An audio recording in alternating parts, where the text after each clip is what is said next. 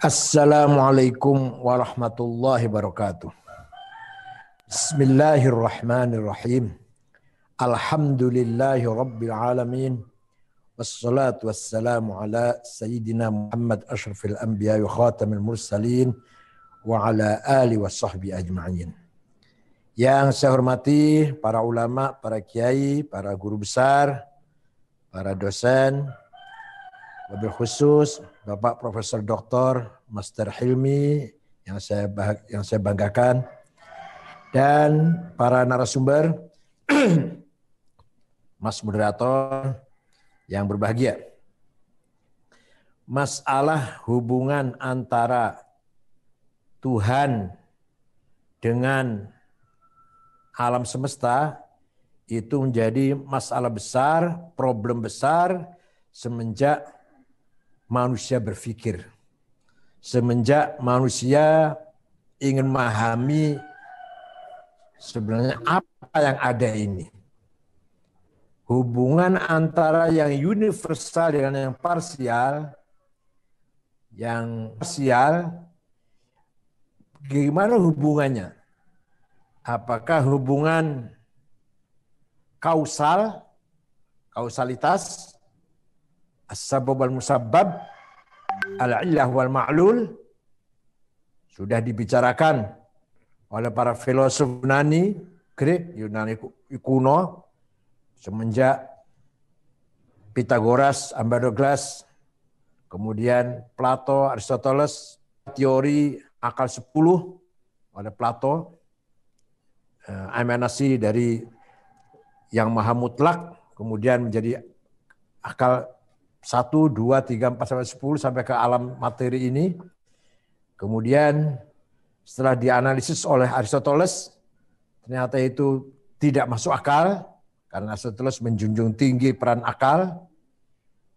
Berkembang, ini singkat saja, di beberapa hari Neoplatonisme atau Plotinus, bahwa yang maha agung, yang maha mulia, itu emanasi terhadap akal universal, emanasi kepada jiwa universal, kemudian sampai ke materi. Ini semuanya belum menjawab secara gamblang, menjawab pertanyaan apa hubungan Tuhan dengan alam semesta. Kemudian masuk ke era Islam, ulama mutakalimin mencoba menjawab ini semua dengan teori ta'aluk soluhi dan ta'aluk tanjizi. Itu juga belum memberikan jawaban yang pas. Para filosof, Ibnu Sina dan teman-temannya menganggap alam semesta ini dingin, qadim, bersama zatnya Allah. Jadi hadits fi dzat, qadim fi zaman. Alam semesta ini secara zatnya baru karena ma'lul dari Allah, tapi kalau dari sisi zamannya bersama Allah. Begitu ada Allah, ada alam. Kalau ada Allah nggak ada alam, berarti Allah nganggur. Allah vakum, berarti mau ta'til di situ. Maka perdebatan pun berlangsung seru sekali antara filosof, Mu'tazilah, Asy'ariyah, Ahlussunnah wal Jamaah, dan seterusnya. Muncul kalangan nasiyin, harfiyin, yang pokoknya yang qadim Allah, yang selain itu baru hadis. Dulu Allah belum ada apa-apa, kemudian Allah menciptakan sesuatu ini. Menolak untuk membicarakan secara jauh, secara mendalam hubungan antara Allah dan alam. Menurut saya minimal yang bisa menjawab pertanyaan ini adalah perspektif tasawuf falsafi. Tasawuf yang menggabungkan antara akal dan dzauq, antara akal dan intuisi. Jadi tasawuf falsafi itu merupakan gabungan antara logika, akal, mantik, dengan dzauq, yaitu nur, cahaya yang ada dalam hati kita manusia, yang diberi petunjuk oleh Allah, diberi cahaya oleh Allah, melahirkan sebuah rangkaian berpikir yang dinamakan tasawuf falsafi. Tasawuf murni bukan, filsafat murni bukan. Tasawuf yang menggabungkan, atau filsafat yang menggabungkan dengan dzauq, sehingga namanya tasawuf reflektif, tasawuf falsafi. Bedanya apa dengan tasawuf agama? Tasawuf dini. Tasawuf dini tidak membicarakan wujud, Tidak membicarakan manusia, asal-usul manusia. Hanya membicarakan perilaku manusia. Tawadhu, sabar, syukur, ridho, tawakal, dan seterusnya. Itu namanya tasawuf dini, zuhud, wara', tasawuf dini, tasawuf agama. Hanya membicarakan perilaku manusia. Kathratul ibadah, itu. Maka sebenarnya itu belum tasawuf, sebenarnya itu baru bicara akhlakul karimah.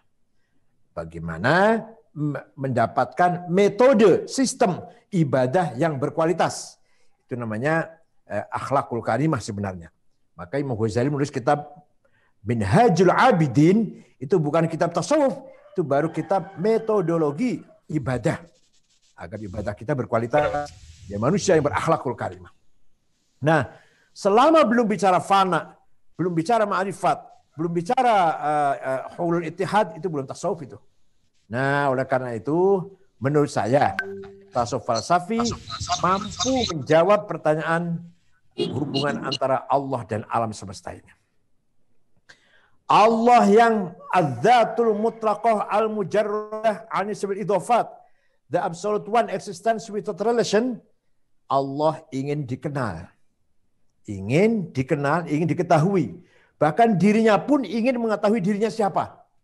Maka begitu Allah ingin dikenal dan ingin dirinya mengenal dirinya, terjadi namanya al-faidul aqdas, emanasi yang sangat suci, yang sangat sakral.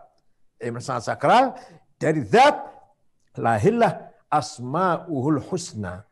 Nama-nama Allah yang indah, yang 99 itu. Jadi Asmaul Husna itu merupakan faidul aqdas dari zatnya. Setelah Allah melihat Asmaul Husna, ternyata Allah itu Ar-Rahman, Ar-Rahim, Al-Malik, Al-Quddus, As-Salam, Al-Khaliq, Al-Musawwir, Ar-Razik, Al-Fattah, Al-Alim, dan seterusnya. Ternyata Allah itu Al-Khaliq, yang maha menciptakan, Al-Alim, yang maha mengetahui, Al-Qadir, yang menguasai, yang berkuasa. Nah, dengan Asmaul Husna 99 itu, maka Allah, asmanya Allah, maka asmanya Allah pasti membutuhkan relasi, membutuhkan artikulasi. Kalau Allah namanya Al-Khaliq, mana makhluknya? Tidak sekali-kali dia bernama Al-Khaliq, pasti harus ada makhluk yang diciptakan, objeknya lah. Tidak sekali-kali Allah bernama Alim, pasti ada maklum yang diketahui. Alim yang mengetahui, maklum yang diketahui. Tidak sekali-kali Allah bernama Al-Qadir, yang menguasai, yang berkuasa, pasti ada makdur yang dikuasai. Kalau enggak, mana mungkin punya nama Al-Alim, Al-Khaliq, Al-Qadir kalau enggak ada objeknya. Maka dalam Asmaul Husna itu terjadi apa? Faidul Muqaddas. Sebentar, Asmaul Husna ini namanya Al-Hadratul Wahidiyah. The unity multiplicity, the unity multiplicity, itu Asmaul Husna wahidiyah. Kalau itu ahadiyah, kalau Asmaul Husna ini wahidiyah. Dan Asmaul Husna kemudian al-faidul muqaddas, emanasi yang sakral, di bawahnya yang akdas ya. Kalau tadi sangat sakral. Ini sakral menuju a'yanus tsabitah, prototipe yang laten. Jadi semua relasi, artikulasi Asmaul Husna itu ada. Terjadi semua, sudah ada itu, tapi masih laten, belum nampak betul. Ma bainal wujud wal adam, ats-tsubut ma bainal wujud wal adam. Masih prototipe dari A sampai Z. Itu namanya a'yanus tsabitah. Dari a'yanus tsabitah maka terjadi tajalli ghaibi. Penampilan yang masih gaib. Apa? Menuju pada, ya itu nama-nama sebutan yang luar biasa. Kalau dalam agama Kristen the logos, kalau dalam filsafat Yunani the nous. Dari situ kemudian dari Nur Muhammadiyah terjadi proses tajalliyat, tanazzulat, ta'ayyunat. Tajalliyat manifestasi menjadi alam semesta ini, ta'ayyunat entifikasi dari alam semesta ini, tanazzulat degradasi. Jadi kesimpulannya ini. Kesimpulannya, gampangannya, wujud itu cuma satu. Dari wujud zat Allah sampai alam semesta ini cuma satu. yang banyak ini maujudat, yang diwujudkan. Yang ada cuma satu. Yang banyak ini adalah yang diadakan. Hitungan cuma satu. Yang banyak ini yang dihitung.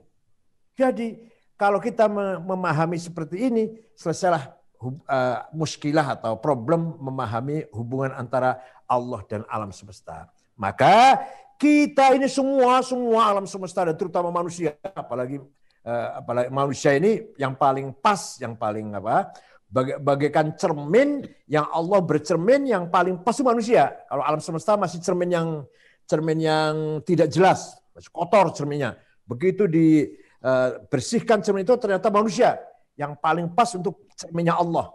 Nah kita ini semua manusia terutama, khususnya alam semesta, umumnya alam semesta, khususnya manusia, wabil khusus lagi adalah Nur Muhammad, prototipe dari wujud yang satu itu. Tajalliyat dari wujud yang satu itu. Maka kita ini semua adalah, yang ada ini adalah manifestasi dari zat Allah. Degradasi dari zat Allah. Identifikasi dari zat Allah. Orang yang sadar dengan hal ini, kita sadar bahwa kita ini adalah tajalliyatillah, tanazzulatillah, ta'ayunat min ta'ayunatillah, la khaufun alaihim wa la hum yahzanun. Tidak perlu cemas, tidak perlu takut di dunia ini. Menghadapi problem dunia enggak perlu takut, enggak perlu cemas. Kenapa? Karena kita adalah tajalliyatihi wa tanazzulatihi wa ta'ayunatihi ta'ala azza wa jalla. Kalau kita sadar bahwa kita ini tajalliyatihi wa ta'ayunatihi wa tanazzulatihi ta'ala, maka kita la yakhafuna laumata laim. Tidak pernah grogi, tidak pernah minder dengan cacian, bully, maki-makian dari orang. Siapapun, enggak usah digubris cacian yang mencela kita ini semua. Kalau kita sadar bahwa kita tajalliyati ta'ala, tanazzulati ta'ala, ta'ayunati ta'ala, azza wa jal, maka kita termasuk likaila ta'saw ala ma fatakum wa la tafrahu bima atakum. Ketika sukses tidak sombong, ketika gagal tidak minder.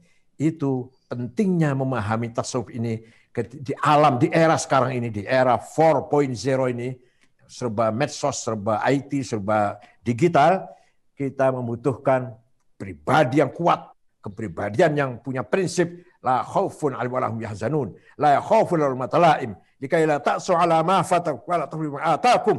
Tidak perlu dipuji. Kalau terpaksa dipuji tidak sombong. Tidak perlu takut dicaci maki. Kalau dicaci maki pun tidak minder, tidak surut, tidak bergeser dari prinsip. Itulah yang pentingnya tasawuf, yang menurut saya pentingnya tasawuf falsafi harus dipahami kita semua di era sekarang ini. Lebih kita butuhkan daripada era yang masa-masa yang lalu. Karena apa? Tantangan kita sekarang jauh lebih besar, lebih berat, lebih tajam, lebih menggila daripada tantangan-tantangan masa yang lalu. Dulu NU berdiri tahun 26, Wahabinya jauh di sana. Wahabinya, radikalismenya jauh di sana. Sekarang Wahabi bersama kita, Halafi bersama kita, sekuler bersama kita, liberal bersama kita, dan seterusnya. Kita punya prinsip mabda, harga diri, kepribadian yang tidak boleh bergeser. Dengan apa? Dengan menjiwai bahwa kita ini tajalliyatihi ta'ala, tanazzulati azza wa jal, dan ta'ayunatihi azza wa jal. Syukran, terima kasih. Mohon maaf kalau ada kekurangan. Dan ini buku ini terjemahan dari disertasi saya yang telah diuji di depan 3 profesor, 2 dari Mesir, 1 dari Saudi Arabia, 2 dari Mesir, 1 Profesor Dr. Muhammad Ahmad Khofaji, 2 Profesor Dr. Barakat Abdul Fattah Duwaidar, ketiga yang dari Saudi, Profesor Dr. Ali Nafi'ulayyan, dan mendapatkan predikat summa cum laude, alhamdulillah, pada bulan April tahun 1994. Dan terus terang saja, tidak semua saya terjemah. Ini pemaparan saja yang saya terjemahkan. Mudah-mudahan ada manfaatnya. Syukran wa dumtum fil khair wa barakati wa najah. Wallahu fiqakum at-tariq. Wassalamualaikum warahmatullahi wabarakatuh. Waalaikumsalam warahmatullahi wabarakatuh.